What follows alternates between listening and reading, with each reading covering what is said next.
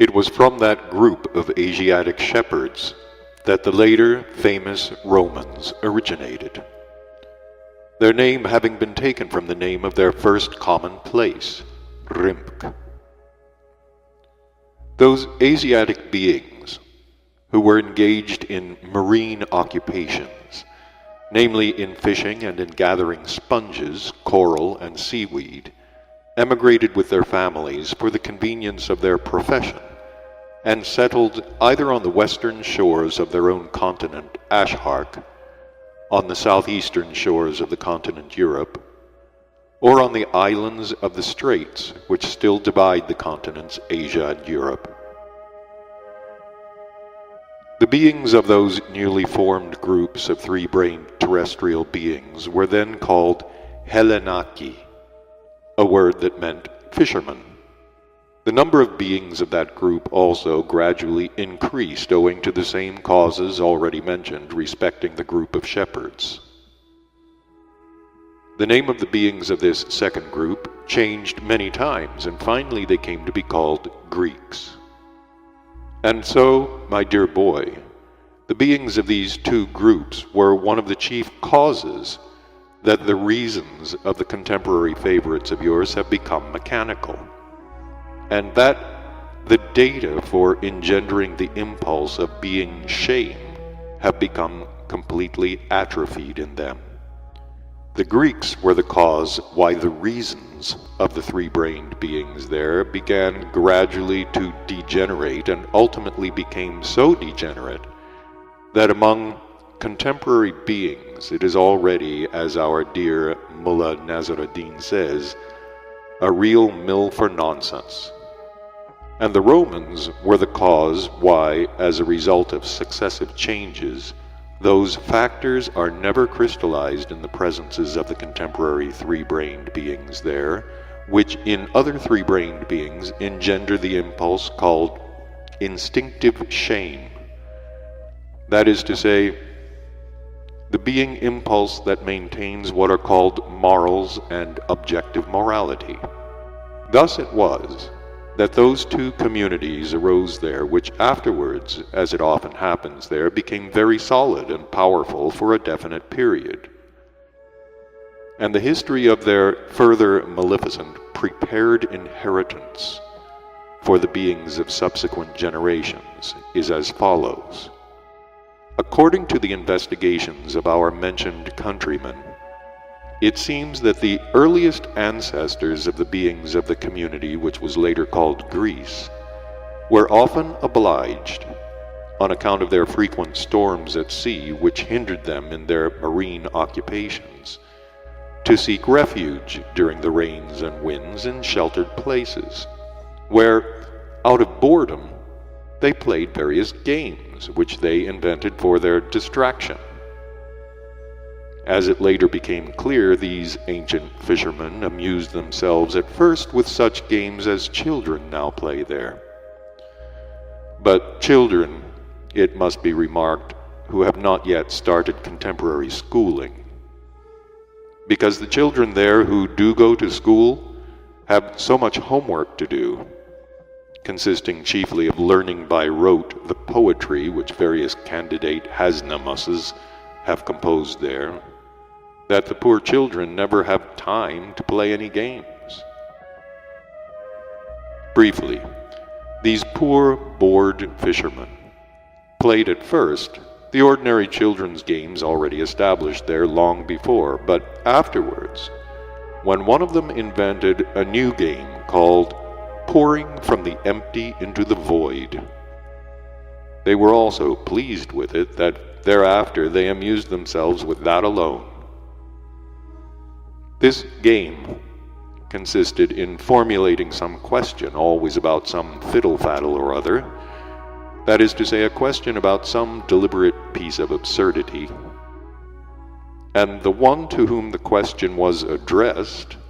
had to give as plausible an answer as possible. Well, it was just this same game that became the cause of all that happened later. It turned out that among those ancient bored fishermen There were several so bright and ingenious that they became expert in inventing, according to the principle of that peculiar game, very long explanations. And when one of them discovered how to make what was afterwards called parchment from the skin of the fish called shark, then some of these skillful fellows, just to swagger before their companions, even began inscribing these long explanations of theirs on these fish skins, employing those conventional signs which had been invented earlier for another game called mousetrap. Still a little later, when these bored fishermen had already given place to their descendants, both these inscribed fish skins and the craze for the said peculiar game passed on to the latter by inheritance, and these various new inventions, both their own and their ancestors, they called first by the very high-sounding name science. And from then on, as the craze for cooking up these sciences passed from generation to generation, the beings of that group, whose ancestors had been simple Asiatic fishermen, became specialists in inventing all kinds of sciences as these. These sciences, moreover, also passed from generation to generation, and a number of them have reached the contemporary beings of that planet almost unchanged. And hence it is that almost a half of what are called the ego-plasticuri, arising in the reason of the contemporary beings of that ill-fated planet, from which what is called a being world outlook is in general formed in beings, are crystallized just from the truths invented there by those bored fishermen and their subsequent generations. Concerning the ancient shepherds, who later formed the great powerful community called Rome,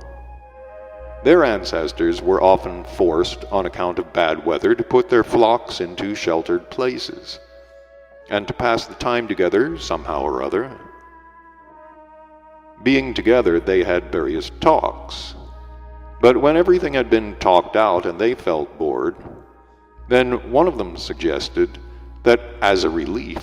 they should take up the pastime which they called, for the first time, cinque contra uno, 5 against 1, an occupation which has been preserved down to the present time under the same name among their descendants who continue to arise and exist there. So long as only the beings of the male sex then engaged in that occupation, everything went quietly and peacefully. But when a little later their passive halves, that is to say their women, also joined in, who, immediately appreciating it, soon became addicted to it, they then gradually attained in these occupations such finesses that even if our all-universal arch-cunning Lucifer should rack his honorable brains,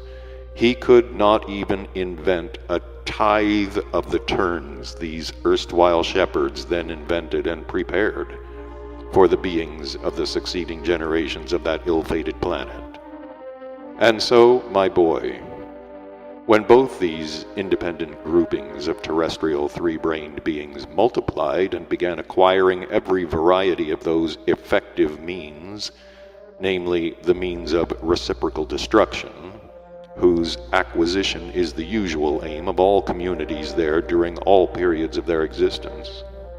they then began carrying out these processes with other independent communities there, for the most part, of course, with the less powerful communities and occasionally among themselves. Here it is extremely interesting to notice that when periods of peace occurred between these two communities there, communities of almost equal strength in respect of